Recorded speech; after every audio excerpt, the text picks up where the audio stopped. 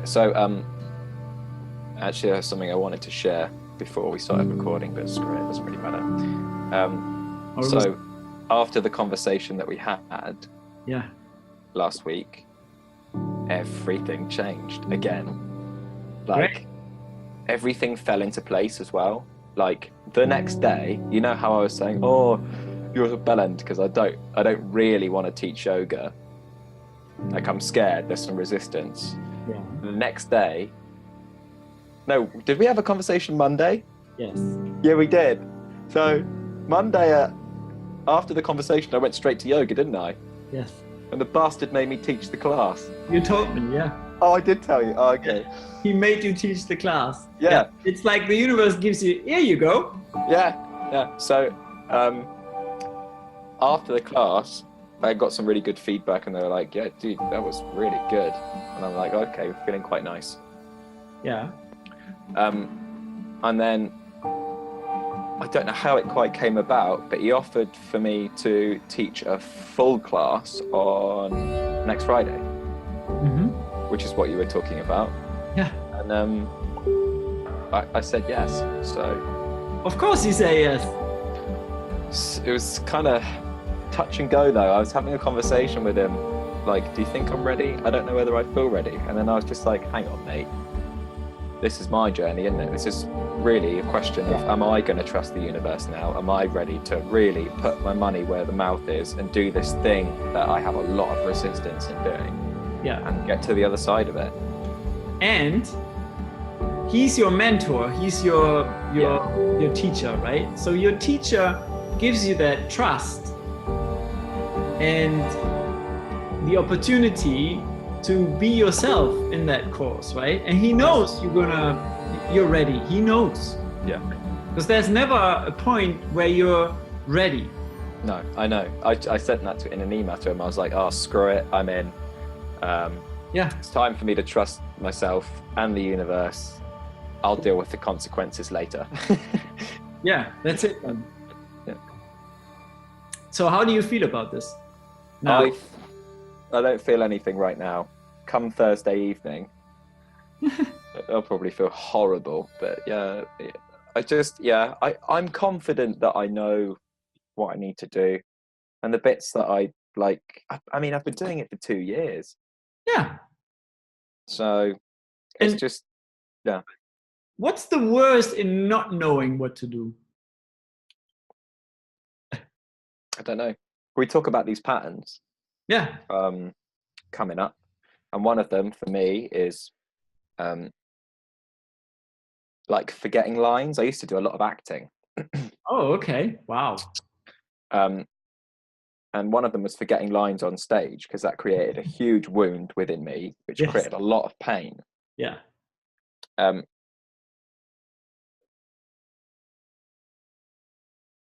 So yeah, the worst of knowing what not can happen. You put it better. I don't know how you said it, but for me, there's that fear there. There is that fear, and this is going to be pushing through it.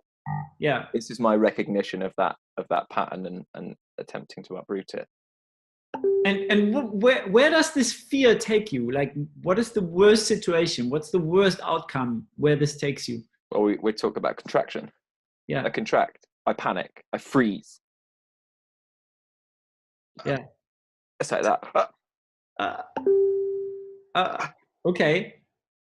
And how do you cope with it?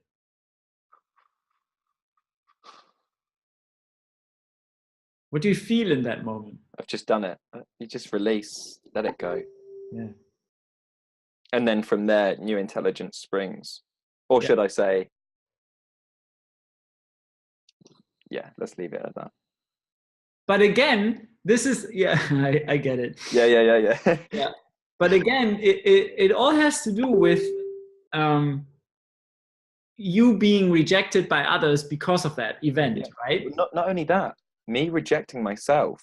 And and this is becoming something that I'm working with. Like, the only person that can ever reject me is me.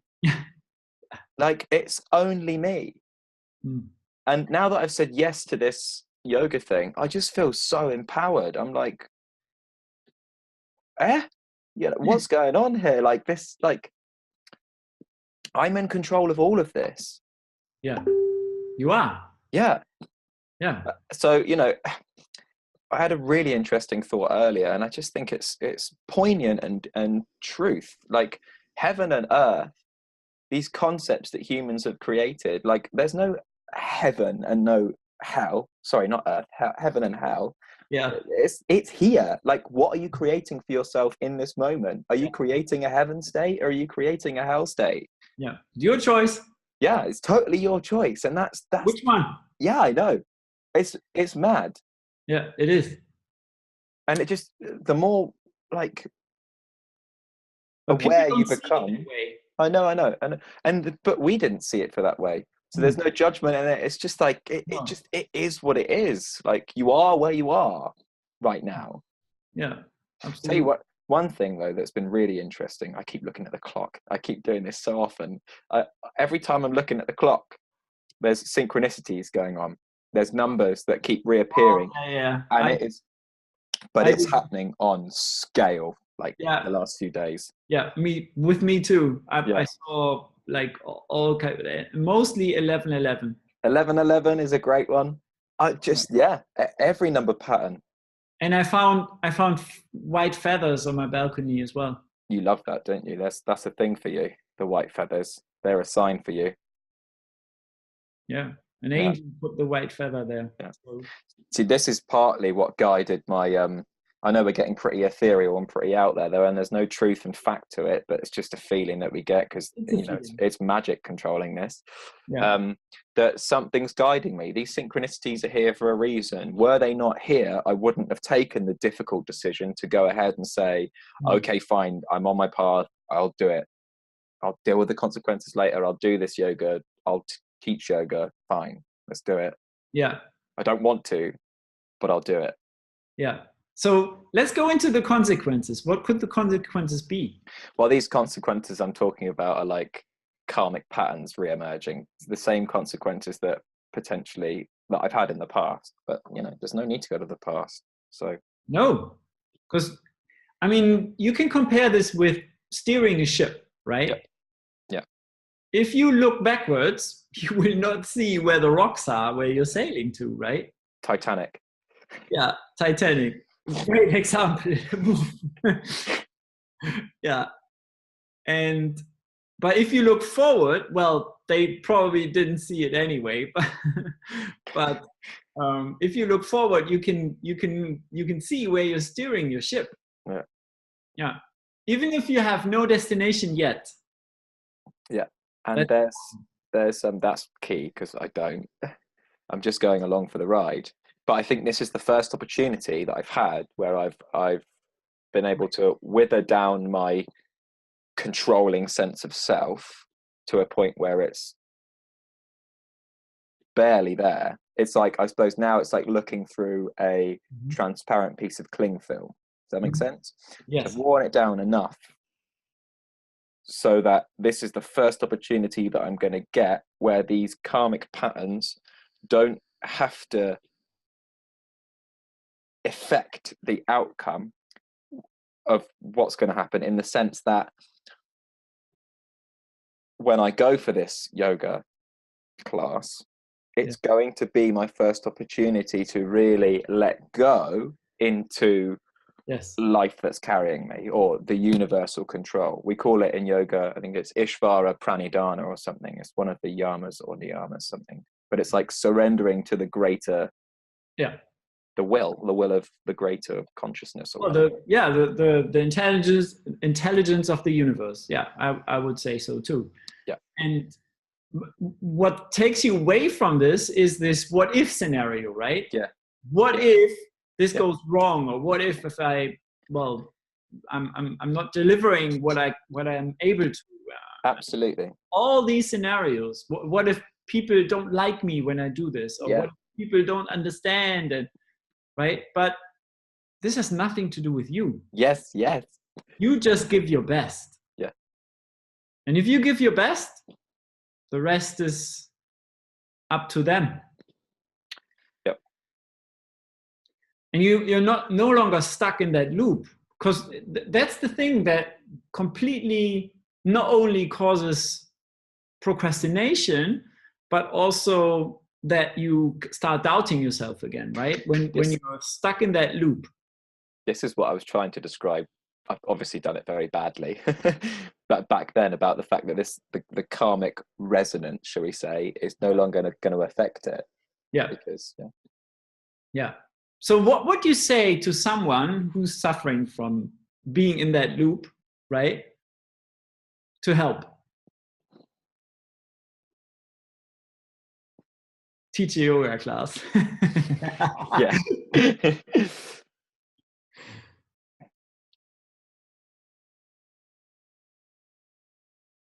Well, for me, it's trust. So having unshakable faith in the journey that's about to go ahead. But I don't know if that's really practical, because when you're in that loop, you're in that loop. Like you're stuck. Like you can't get out of it. Well, that's the thing. You can get out of it, but you need to take action. You can only get out of it by really like doing something about it. You have to jump. Basically, you have to jump. Yes. And that's what you did. You like, come on, let's go. Screw it, I do it. I don't know, but by this point, well, yeah, I suppose it is a jump. It's like nowadays, though, the jumps, usually jumps come with a huge, when you jump off a cliff, I don't know, none of us have any experience of that. This is a bad analogy, but when you jump off a cliff. I jumped off a cliff that was 2 meters high. So okay. So you get that feeling in your belly, don't you, as you go down? It's like for a second. Like my jumps used to feel like that, and now my jumps feel more like I don't know. Have you ever had to go on what we call in England a slip and slide? Like you know those, where you just that's what my jumps feel like now. They're like shh. Yeah. So from those 2 meter cliff, you want to now go. On Malta they had this open door. You probably have seen this. It's no longer there because it crashed. But there was this huge cliff where you can go on top of and jump off, and it would be like, I don't know, 50 meters or something. Wow. That was scary. Yeah. I wish I would have jumped when I had the chance, because now it's no longer there. Yeah. Yeah. I didn't jump. I can tell. Yeah. Yeah. Oh, dude. I have a good feeling about not only this yoga class, but what it's going to empower me in the rest of my life. Oh, yeah. You see, because if you have the balls to do the thing that you're most scared about, everything else melts down in comparison. Yeah. Yeah. And then again, once you push past that, like we talked last week, sorry, I am going to let you go. Once you push past that last week, you just enter into this new space of more tranquility, and the tranquility gets deeper and deeper and deeper and deeper and deeper until you're just riding this wave of like, I'm fine in every experience. Like it doesn't matter. Yeah. Sorry, go on. No, I love that. That's true. Yes. Yeah. You're entering this peaceful state. Yeah. And that is what Justin noticed. Yeah. It's like a peaceful state of contentment. I'd like to say that it's like this foundation. Bless him. I love him for that. Who? Justin. That peaceful state is like this perfect foundation from which positive thoughts naturally spring. Yeah, because you're in flow with the universe, right? With also the universe intelligence. You're not putting your ego on top. You're not letting somebody else. You're just being yourself. I don't know how I didn't realize this earlier. There's no need to beat yourself up. I know. I'm not beating myself up. I'm just like, it's just, how did we not get there sooner? Like, yeah, I can tell you why, because nobody's teaching that stuff. Yeah, that is totally true. I mean, where in school do you learn this? Nope. I didn't. Yeah, you have to get knocked about by life hard enough. Yeah. every time. Realize it for yourself. Yeah. If you're aware enough to realize, right? Yeah.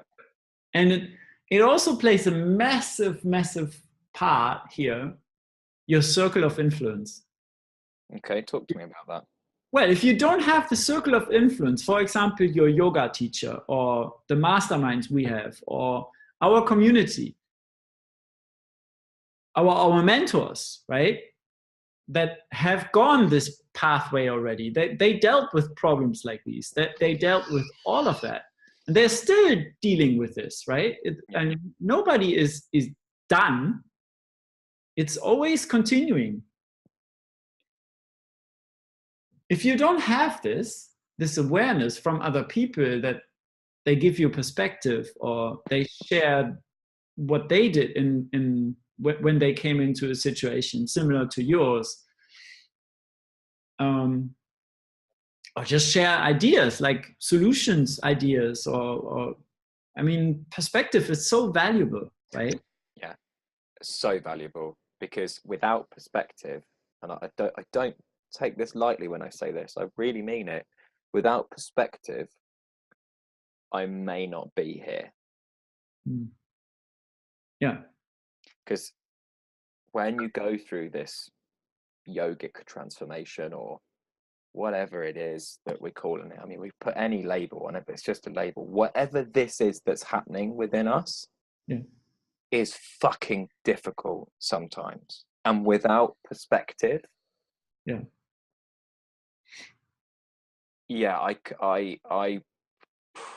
if I didn't have the internet, this would have been fucked. Yeah. I can only second that. Yeah, you touch lows, don't you? Yeah. Yeah. I mean, Jill and I, we get to work with so many people around the world, right? So it's not only about perspective, it's about inspiring each other. Somebody may say something that for them is normal or something unimportant, but if you catch it the right way, this can be completely life-changing, right? And it can be the smallest thing you say. Quote from a poem, and I think it was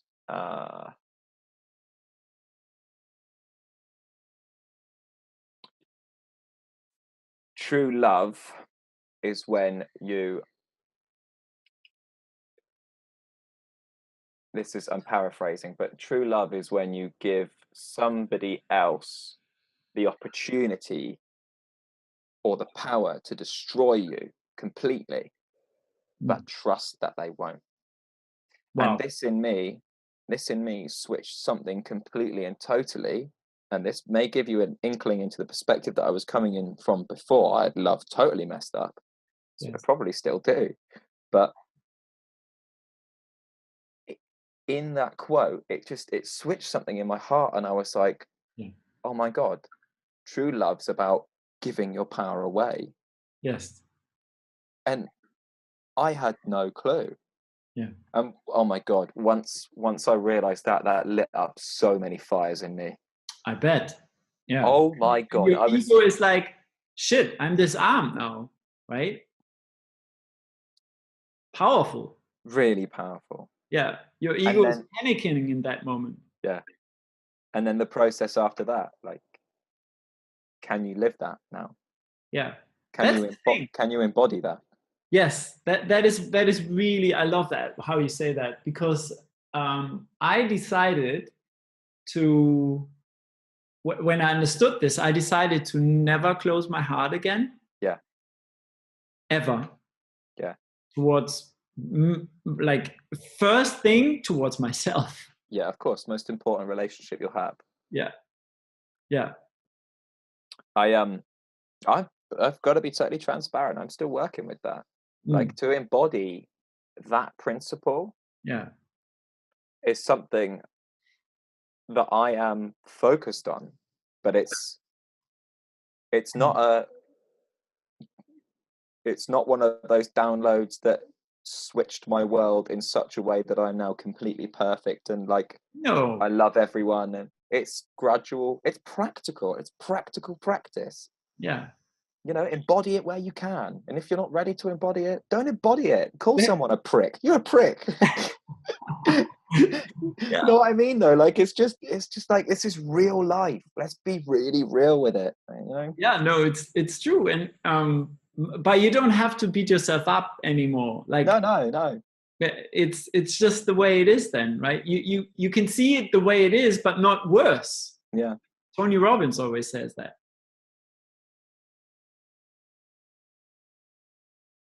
That makes so many things so much easier, right?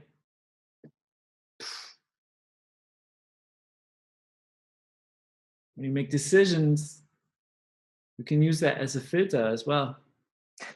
I feel really light. Yeah, me too. Good. I lost so much weight. I don't mean like that. I mean like, no, but you. I mean inside. I just feel like. No, inside. Of course, inside. If I lose more weight, I'm gone, mate. Yeah, me too. Look at these arms. There's nothing to them. Yeah. Yeah. Well, I came from, honestly, I came from like 55 kilos, so I'm. You're putting on weight. Oh yeah. Yeah. Yeah, good. I need to put on some weight. I think I've lost too much. I used to be a diver, like springboard and platform diving and that.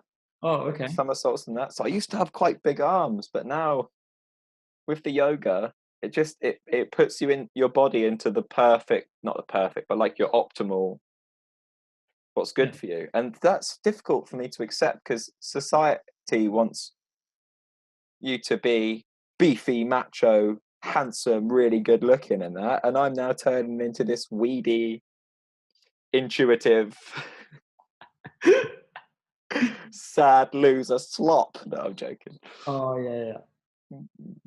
No way. I'm coming into my real power now, and it's exactly. I feel great. Yeah. And you can create anything you want from here. Yeah. And doubts are still going to come. Wobbles are still going to come. But I'm open to that. Exactly. Yeah. Who knows? Like, let the universe show you. Yeah. Yeah. There's something funny actually, like that you were saying to me, because I was talking about how I was going into trying to look around in my pain and see what was triggering these certain tendencies to come up. Yeah. And you were just like, well, the feeling I got from it was like, don't try and look for pain because life will show you enough as it is anyway. You know what I mean? Yeah, I know. But you don't need to go looking for it. Like, you know, when you're ready, you'll something will come. You'll see. Life will push you. Yep. Life will give you a nudge. Yeah. And what goes around comes around. Always. Yeah. So if you give out love, it's coming right back. Absolutely. They're like little Cupid arrows. Yeah. Yeah. But you give out hate, it's coming with a sharp-edged sword all the way back for you. Yeah. In your butt.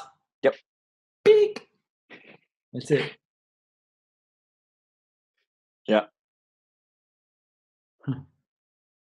This has been a good chat. Yeah, I love it. Yeah. Yeah, I feel really light. I don't know whether it's because I've like finally just like released and submitted and I'm like, okay, fine, I'll teach the class. And now I'm just like, oh, I feel great. Or whether it's just, I don't know. I don't know. I'm changing. Yeah, I know. I can see it. Like so fast. Yeah, I can see it. Well, that's not even true. See, it is this change. Well, the thing is, your energy is changing. Yeah. Okay? So that means if your energy is changing, then your every single molecule, every single cell in your body is changing because it's a different frequency. And you can actually, if you check the, we contain of like most of us is water, right? So if you manipulate water with different frequencies, it will respond differently. That is, oh my God, I've been thinking about this all week, but yes, you're totally right. Yes. And now imagine a higher frequency, how that will make your cells feel, right? That's a totally different state. That's why I say there's a different energy. But you're vibrating higher, you're sending out a higher frequency, and you're remembering everything you already know. Yes. This is nothing new. For your body, it's nothing new. That's important to understand.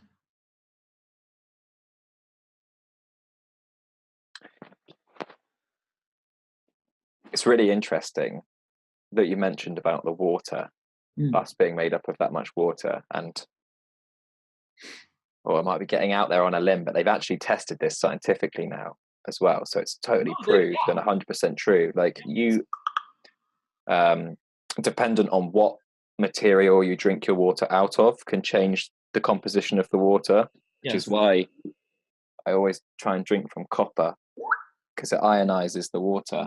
Yeah, I have copper as well. I can't believe you have copper. I have copper glasses, like copper. Good man. Good man. Yeah, it's the best. But also, like, the intention that you give the water. Like, if you're in a really bad mood, the water, and you hold your water, the water will take that on. And this is fact for anyone out there doubting me. No. Go and check it. Like, science. This is there's science behind it. Absolutely. Yeah. I have a water filter. Yeah. And my water filter has the flower of life at the bottom. Yeah. And then I put it into I have one big copper like urn, jug. Yeah, like a big bowl, or yeah.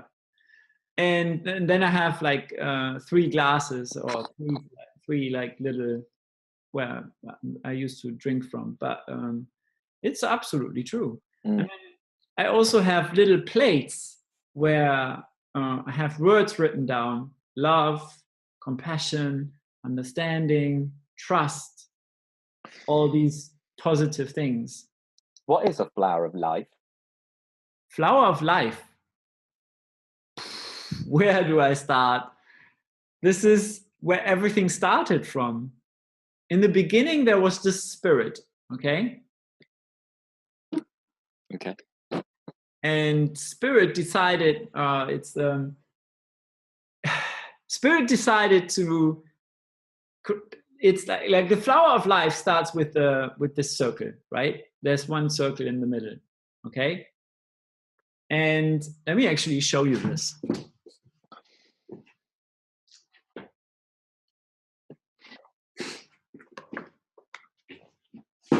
If you want to understand the flower of life, you got to read this book. This is absolutely incredible. All right. It's by Drunvalo Melchizedek. Well, that's an incredible name that I'm not going to be able to spell.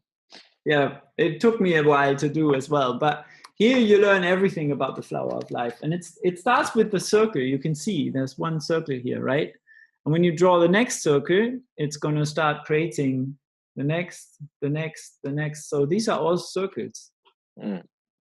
And you can, from this, you can create everything that you see. Everything stems from this flower of life. And it's proven in this book. Maybe that's why they call it the circle of life. Yes. That's cool. I'm not going to read it. I have to be honest with you. I don't read much. Oh, okay. I'm more of a video kind of guy. I don't know. Well, there's a ton of video material on YouTube about this as well. So, but this is not like you don't. There's not much to. Wait, one sec. Let me show you. I just saw it. If it's pictures, then I'm in. Yeah, there's a lot of pictures here. Wow. There's many pictures here, but everything stems from this. And then when you start connecting the overlapping, the cross parts, right? When you start connecting those, you can create any form, like a tetrahedron, a quadrant, like everything. So it's mathematics, that play. Mathematics, yeah.